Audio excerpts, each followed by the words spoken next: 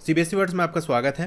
तो इस वीडियो में हम क्लास 10 सोशल साइंस जिसका कोड 087 है उसका सैम्पल क्वेश्चन पेपर डिस्कस करेंगे फॉर सेशन 2022-23 यानी 2023 में जिन्हें बोर्ड एग्जाम देना है उनके लिए सैम्पल क्वेश्चन पेपर है।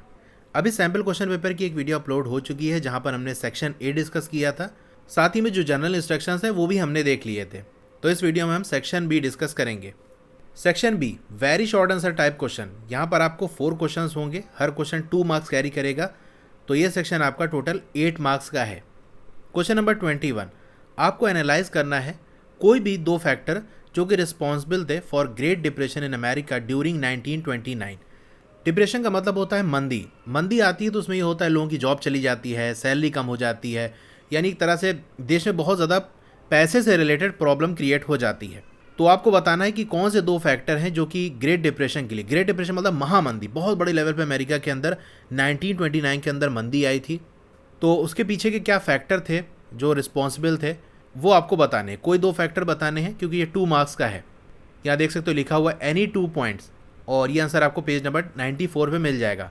लेकिन मैं यहाँ पर जितने भी पॉइंट है, जैसे 5 पॉइंट है तो 5 पॉइंट शॉर्ट में एक्सप्लेन कर दूंगा ताकि अगर 3 मार्क्स में या 5 मार्क्स में क्वेश्चन आए तो भी आप उसे कर सको।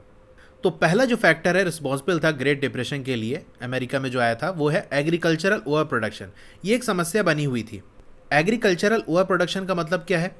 एग्रीकल्चर के ज़रिए, खेती बाड़ी के ज़रिए जो चीज़ें प्रोड्यूस हो रही हैं वो ज़रूरत से ज़्यादा प्रोड्यूस हो रही थी, ओवर प्रोडक्शन हो रहा था।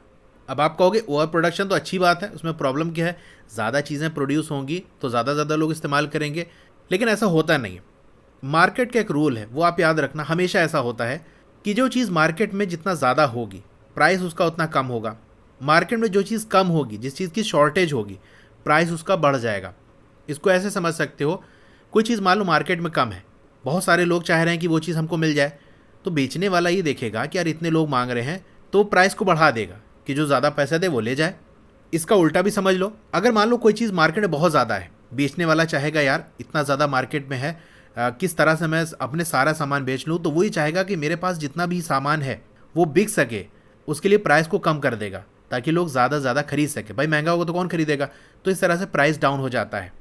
तो प्रोडक्शन ज़्यादा होगा तो जो प्राइस है वो कम हो जाएगा, ये रूल याद रखना। तो यही चीज़ अमेरिका के अंदर भी हुई, एग्रीकल्चर ओवर प्रोडक्शन हुआ, ज़्यादा चीज़ें प्रोड्यूस हुई, इसने जो प्रॉब्लम थी उसको और ज़्यादा बुरा बना दिया क्योंकि जो एग्रीकल्चरल प्राइस थे वो फॉल कर गए, कम हो गए।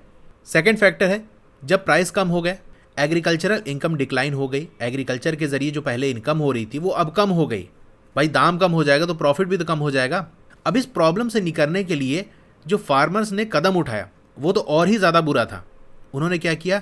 Farmer tries to expand production and bring large volume to produce to market but it push down prices. Farmers ने सोचा कि यार उतना ही सामान बेच के अब कम प्रॉफिट हो रहा है क्योंकि सस्ते में बिक रहा है, तो क्यों ना और ज़्यादा प्रोड्यूस किया जाए। प्रॉब्लम ओवर प्रोडक्शन थी, उसको दूर करने के लिए और ज़्यादा ओवर प्रोडक्शन कर रहे थे। ऐसे समझो, मान लो कोई किसान है वो गेहूँ बेचता है, 1 बोरी गेहूँ बेचता है तो उसको 1000 रुपये का फ़ायदा होता है।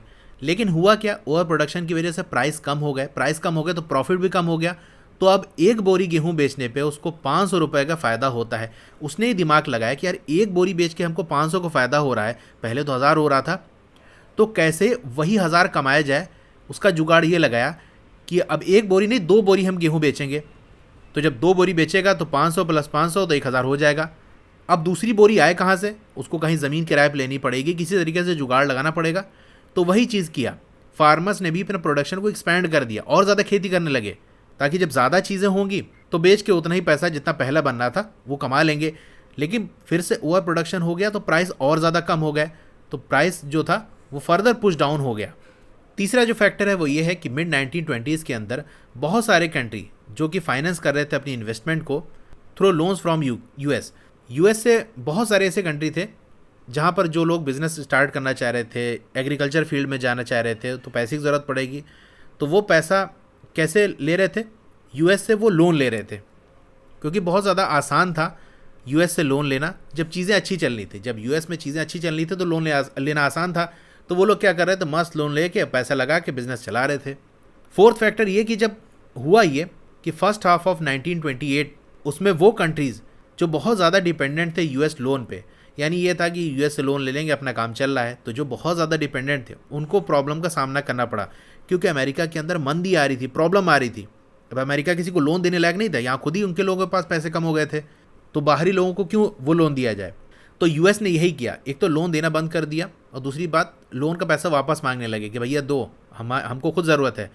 तो फिफ्थ फैक्टर यही है, the withdrawal of US loan. US loan को विदड्रॉ कर लिया गया, वापस ले लिया गया। Affected the rest of the world, बाकी दुनिया पे इसका इफेक्ट पड़ा अलग अलग तरीके से। जैसे यूरोप की बात करें तो यूरोप में क्या इफेक्ट पड़ा, failure of small major banks. जो छोटे बैंक्स थे यूरोप के अंदर वो फेल कर गए। क्यों फेल कर गए, क्योंकि ये लोग क्या करते थे, यूएस से लोन लेते थे, ये बैंक वाले अलग अलग कंट्री में जो बैंक थे यूरोप के, वो यूएस से पैसा लेते थे और अपने लोगों को लोन दे देते थे। अब यूएस ने लोन देना बंद कर दिया तो ये बैंक कहाँ से लोगों को पैसा दें, तो बैंक क्या कर गए, फेल कर गए। Collapse of currencies, currencies collapse हो गई, यानी उनकी वैल्यू कम हो गई। जैसे ब्रिटिश पाउंड स्टर्लिंग, ब्रिटेन की जो करेंसी है पाउंड स्टर्लिंग, वो बहुत ज़्यादा कमज़ोर हो गई, कोलैप्स कर गई। तो अगर 2 मार्क्स में आए तो कोई से 2 पॉइंट आपको लिख देना है, ठीक है।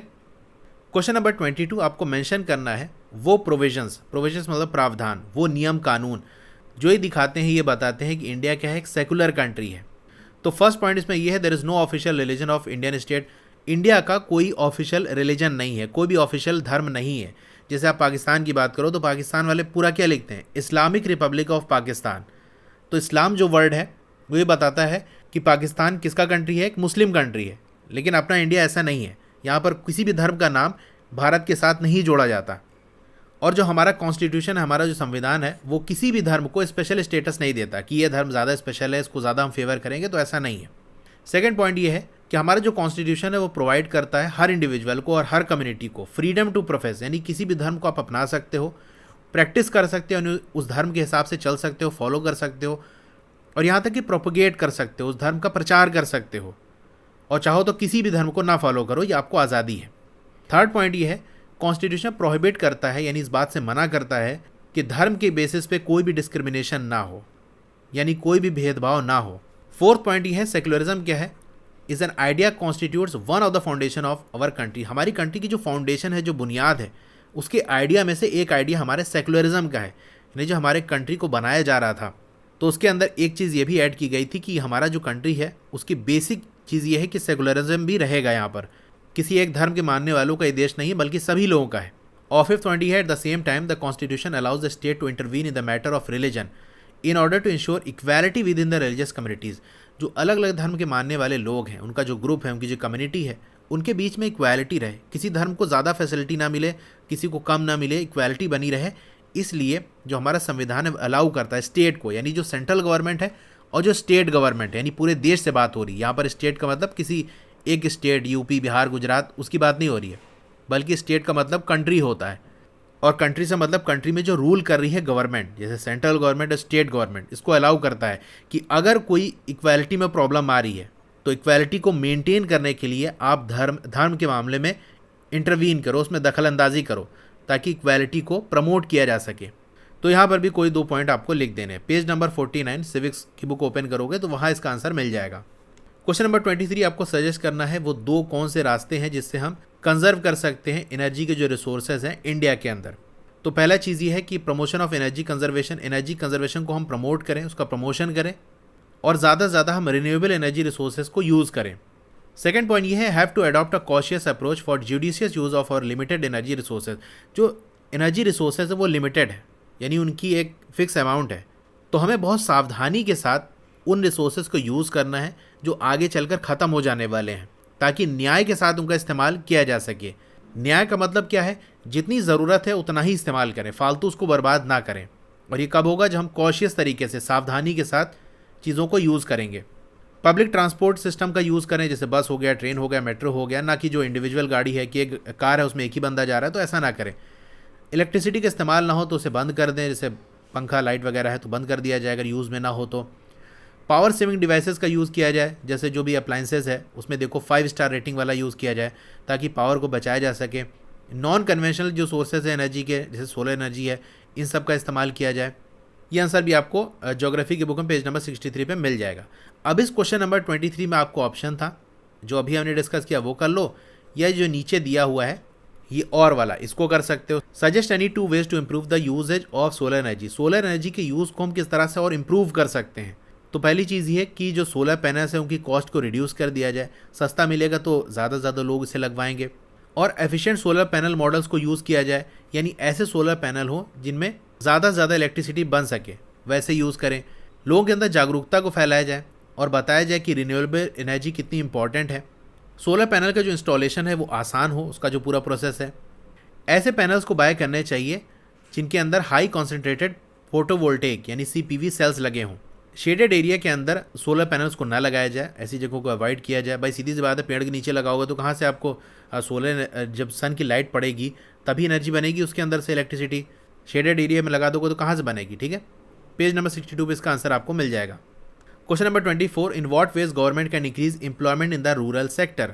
तो जो रूरल एरियाज़ हैं, हमारे गांव देहात के जो एरिया है, वहाँ पर एम्प्लॉयमेंट को किस तरह से इंक्रीज़ कर सकती है, गवर्नमेंट क्या कर सकती है, आपको बताना है। तो पहली चीज़ ये है, बाय इंट्रोड्यूसिंग मेगा प्रोजेक्ट, जैसे कोई नया डैम वगैरह बना दिया गया बड़े लेवल पे जो प्रोजेक्ट है, तो डैम बनने में जो मजदूर वगैरह लगेंगे तो इस तरह से लोगों को एम्प्लॉयमेंट मिल जाएगी, ठीक है। डैम का कंस्ट्रक्शन हो गया, कैनाल्स वगैरह, नहर वगैरह बन रही है, ठीक है, इस तरह से एम्प्लॉयमेंट क्रिएट हो जाएगी। By introducing tertiary facilities in an area, उस एरिया के अंदर जो रूरल एरियाज़ है, गाँव देहात के एरिया है, वहाँ पर टर्चरी फैसिलिटीज़ को इंट्रोड्यूस किया जाए। जैसे कोई बड़ा सा हॉस्पिटल बना दिया गया तो हॉस्पिटल के अंदर जो स्टाफ वगैरह की ज़रूरत पड़ेगी, वहाँ आसपास रहने वाले लोग, उनको जॉब मिल जाएगी। स्कूल बना दिया गया तो स्कूल के अंदर भी लोगों की ज़रूरत पड़ेगी, तो वहीं से लोगों को रख लिया काम पे। बैंक बना दिया, अब ये सारी चीज़ें रहेंगी तो ट्रांसपोर्टेशन की भी ज़रूरत पड़ेगी। ट्रांसपोर्टेशन सिस्टम लगा दिया तो गाड़ी चलाने वाले, उनको जॉब मिल गई, ठीक है। इस तरह से काम किया जा सकता है। Identify, promote, locate industries and services in the semi rural area, जो सेमी रूरल एरियाज़ हैं वहाँ पर इंडस्ट्रीज़ को लगाना, ऐसी इंडस्ट्रीज जो कि सर्विस प्रोवाइड कर रही हैं।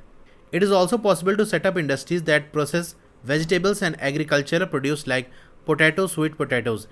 अब रूरल एरियाज़ के अंदर हम ऐसी इंडस्ट्रीज़ लगा सकते हैं जिससे जो वेजिटेबल्स है या जो भी एग्रीकल्चरल प्रोडक्ट है उनकी प्रोसेसिंग की जा सके, ऐसी इंडस्ट्रीज़।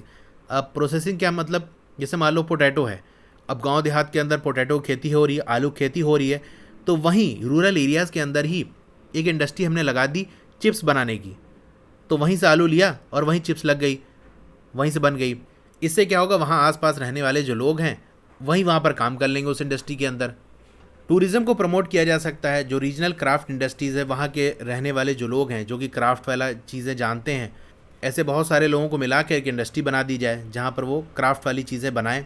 और नई नई सर्विसेज जैसे IT, इंफॉर्मेशन टेक्नोलॉजी, ऐसी सर्विसेज भी रूरल एरियाज़ के अंदर डेवलप की जाएँ। तो ये वो सारी चीज़ें हैं जो कि वहाँ पर एम्प्लॉयमेंट क्रिएट करेंगे, और ये कौन कर पाएगा, गवर्नमेंट करेगी, ठीक है। तो अपनी इकोनॉमिक्स की बुक देखोगे पेज नंबर 27 पे, तो ये आंसर मिल जाएगा। तो यहाँ अगर हमारा सेक्शन B कंप्लीट हो गया है, इससे पहले का जो सेक्शन A वाली वीडियो है वो भी, और आगे भी जो वीडियोज़ आएंगी या और भी दूसरे सब्जेक्ट के जो सैम्पल पेपर की वीडियो है, वो आप डिस्क्रिप्शन में उसका लिंक है, वहाँ से आप देख सकते हो। पूरी एक प्लेलिस्ट भी मैंने बना दी है, इसके अंदर सारे जो सैम्पल पेपर्स हैं वो मिल जाएंगे, तो कहीं से भी आप देख सकते हो। तो आपको वीडियो कैसी लगी कमेंट करके ज़रूर बताइए, अच्छी लगी हो तो लाइक करिए, और अगर आप चैनल पर नए हैं तो सब्सक्राइब ज़रूर करिए। उसके बगल में एक बेल का आइकन होगा, उसको दबा के ऑल पे क्लिक कर देंगे तो जब भी नई वीडियो आएगी आपको मैसेज आ जाएगा। मिलते फिर अगली वीडियो में, थैंक यू।